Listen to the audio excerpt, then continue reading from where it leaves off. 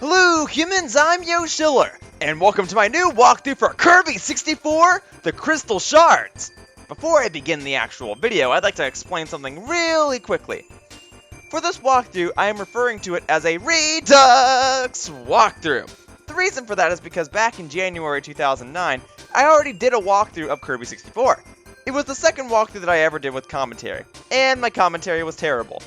The first walkthrough that I already did with commentary was Kirby Super Star Ultra, and that walkthrough was also really bad. But in addition to my commentary being terrible, the video quality was poor and I didn't even play all the modes in the game. Recently, I did a REDUX walkthrough for Kirby Super Star Ultra, where the commentary was better, the video quality was higher, and the game was 100% completed. I figured that if I'm going to redo another walkthrough at all, then it may as well be my Kirby 64 one, especially since it's almost been 5 years since I did it. Now, unlike the Kirby Super Star Ultra walkthrough that I did, I actually completed the game, and I achieved a 100% completion. In my Kirby 64 walkthrough, I did one level per part, and I collected everything in each level that I played. Many of the parts actually got a lot of views, and very few dislikes. But looking back at it, I'd say that it's still quite poor. Nowadays, I could do much better. So that's what I plan to do. For this REDUX walkthrough, I plan to do the same thing that I did as the original. Each part will cover one level, and I will collect everything in that level. However, this might make many of the parts very short. So I've decided that I will post 2 parts of the walkthrough on every weekday. One part will go up at noon Pacific Standard Time, while the second part will go up at 3 p.m. Pacific Standard Time. And in each part, while I play the game, I'll discuss a little bit of interesting trivia and information about Kirby 64's development and the Kirby franchise as a whole. So, if the original Kirby 64 walkthrough that I did was 30 parts long, then this one should be the same length, 30 parts long. And if I post 2 parts a day, then this walkthrough should be done in 15 days. And if I post on the weekdays, or 5 days a week, then this entire walkthrough should be done in about 3 weeks, assuming that there are no interruptions within the walkthrough. So this walkthrough won't be too long, but I hope that you guys enjoy the ride! Now, let's jump into the game and begin this Kirby 64 REDUX walkthrough! Woo!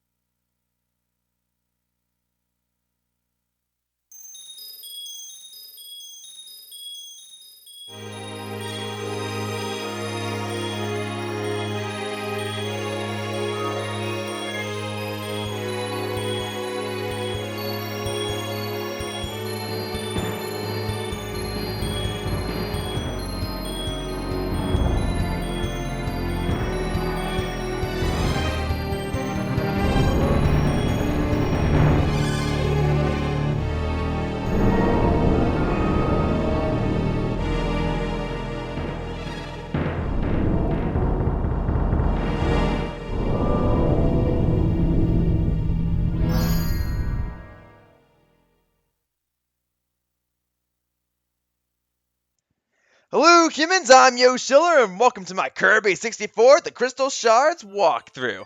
Alright, here is my original save file that I used for my original walkthrough of this game. But now it's time to begin this quest anew and start all over. But I'm not going to delete my original save file, I'm just going to begin a new one. So let me go over here, I'll get that to 100% soon enough. But for now, let's start at the beginning.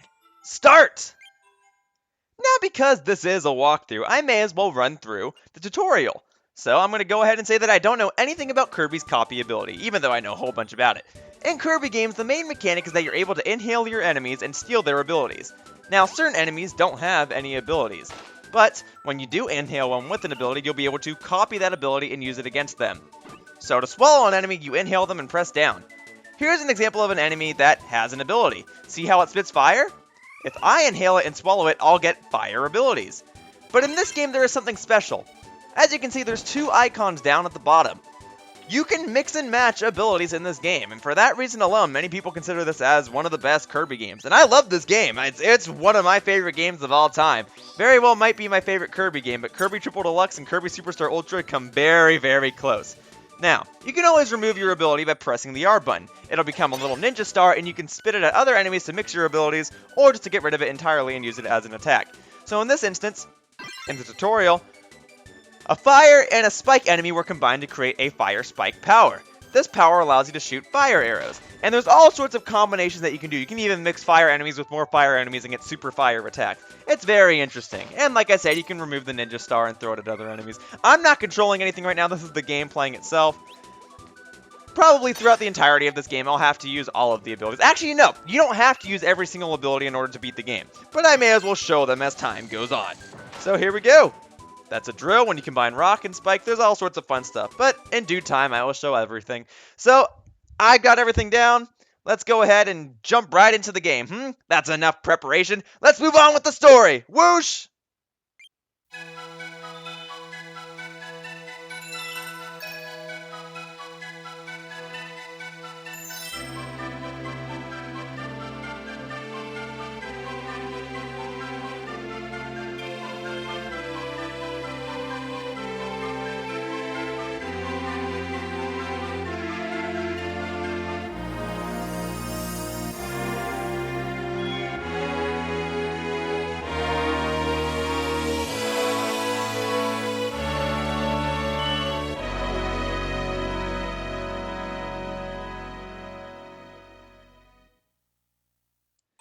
Here we go! This is level 1, or Planet 1, known as Popstar. There are plenty of planets that I should be going to in this game.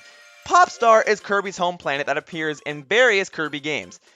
Every planet in this game has at least 4 levels, and one of them is a boss level. And in this walkthrough, I will be covering each level in its own part. So here we go, this is the first level. These levels don't really have names.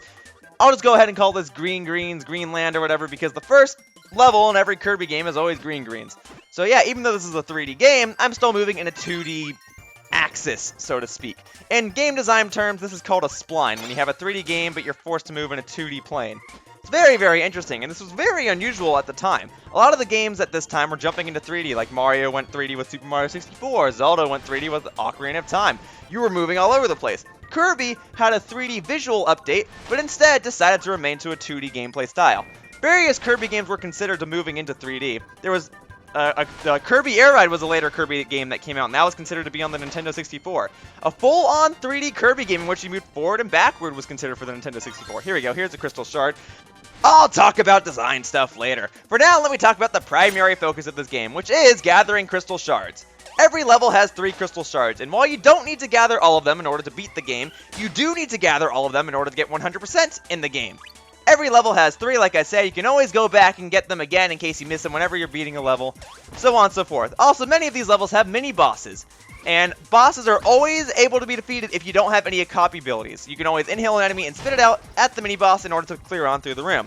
Now, why Kirby can't just go around this cabin, I have no idea, but I do have to stick to this 2D path.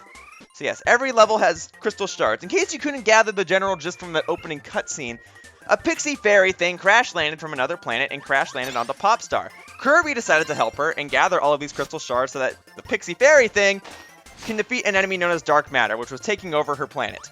So it is up to Kirby and the pixie fairy thing to gather all of the crystal shards, get the pixie fairy back to her home planet, and defeat Dark Matter.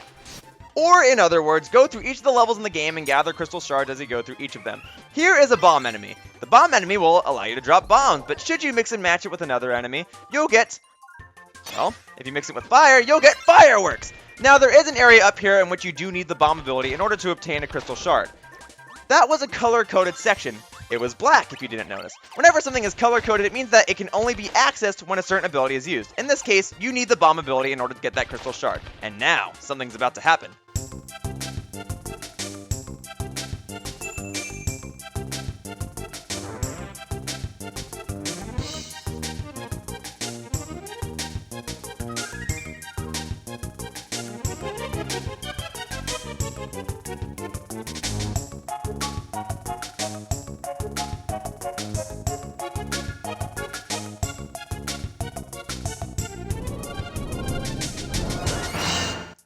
This boss's name is Waddle Doo. He is a Waddle Dee that got taken over by Dark Matter, and now he's actually hurting me. Okay, you know what? Just for the sake of doing things, I'm actually not going to use any copy abilities in order to defeat this boss, because he's very easy. All you have to do is inhale these stars and spit them out at him. When you defeat him, you'll get the 3rd crystal shard of this level. So yes, this is a Waddle Doo. He was a Waddle Dee that got taken over by Dark Matter, and now he's been defeated, and now I got the 3rd crystal shard of this level. Woohoo!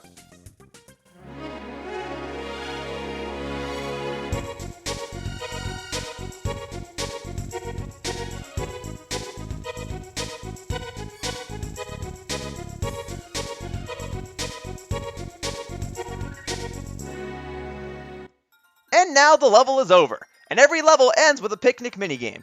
At the picnic minigame, you can earn some sort of prize. I'm going for these. These little question mark cards are called enemy cards. Collect all of them and you get some sort of completion bonus, and I'm going to be going for all of them. They appear at the end of every level, and every level has a unique enemy card, but I'll go over those at the end of this walkthrough. For now, it's the end of this part. So that about wraps up this part of my Kirby 64 Redux walkthrough, and I'd like to thank you all for watching. See you all next time in the next part. Bye-bye, humans!